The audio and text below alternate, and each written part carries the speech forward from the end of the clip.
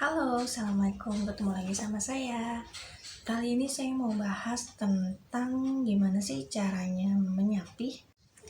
Ini lebih ke sharing aja ya. Jadi pengalaman saya waktu menyapih kedua anak saya. Anak pertama saya itu tanpa kendala sama sekali. Jadi besoknya anakku umur 2 tahun. Malam ini perundingan sama suami. Besok si kakak umurnya 2 tahun. Gimana ya nyapihnya, pasti kan ada kekhawatiran kayak misalnya saya takut si kakak sakit, takut rewel, takut nggak nyaman, takut pokoknya kayak gitu ya.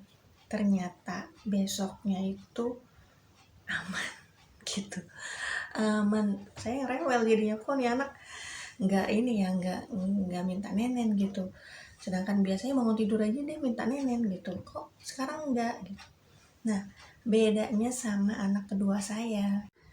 Karena waktu anak pertama nggak ada kendala, jadi saya sok-sokan anak kedua juga kayaknya santai. Ternyata enggak segampang kakaknya gitu. Jadinya anaknya malah rewel. Nah, karena ilmu tentang penyapihan ini saya juga waktu itu masih minim gitu ya. Juga karena jauh dari orang tua, yang saya tahu itu ya yang dari kata-kata orang-orang aja gitu. Jadi itu yang saya lakuin, padahal itu nggak benar ya. Kayak misalnya dibikin pahit gitu payudaranya, dikasih lipstik biar kesannya itu berdarah. Saya nggak kayak gitu, tapi saya kasih plester gitu. Saya kasih plester, parah juga sih ya. Saya kasih plester, dan hari itu dia emang nggak mau nenen gitu, karena saya bilang nenen bunda lagi sakit gitu. Nah, dia kan sayang tuh sama bundanya. Bundanya parah ya.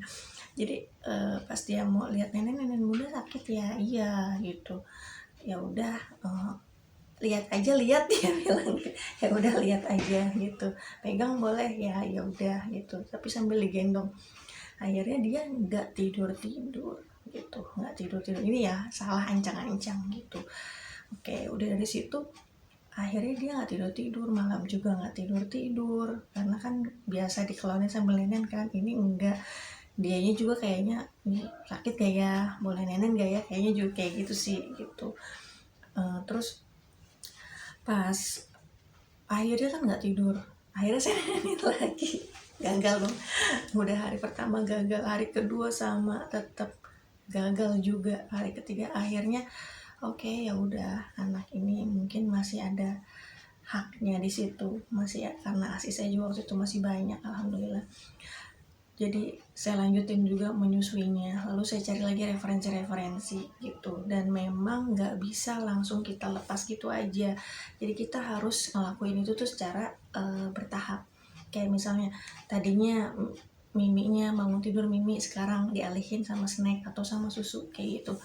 Terus siangnya jadi kita tuh kenyangin dia gitu, tapi bukan berarti kita dilepas sama sekali. Misalnya biasanya 6 kali sampai 7 kali dia menyusui, nenek, kita jadi 5 kali, terus besoknya jadi 4 kali. Terus jangan dibiasain lagi untuk tidur sambil dikelonin sambil nenen, itu enggak. Jadi saya kenyangin dulu dedeknya, dibikin capek dulu, dia main, baru dia tidur gitu, sambil baca cerita atau sambil gimana lagi gitu, kita dongeng-dongeng gitu pas mau tidur. Akhirnya dia tidur kayak gitu. Lama-lama nih baru bisa dilepas, tapi memang itu prosesnya cukup panjang ya, cukup panjang untuk yang anak kedua nih, cukup lama. Karena memang dia kan kebetulan saya waktu itu udah di rumah, udah nggak kerja keluar, jadi memang dia full ASI sama saya. Jadi itu ngelepasnya tuh bener-bener drama juga gitu. Nah, akhirnya lama-lama frekuensi nenen dia udah mulai jarang gitu, udah mulai jarang.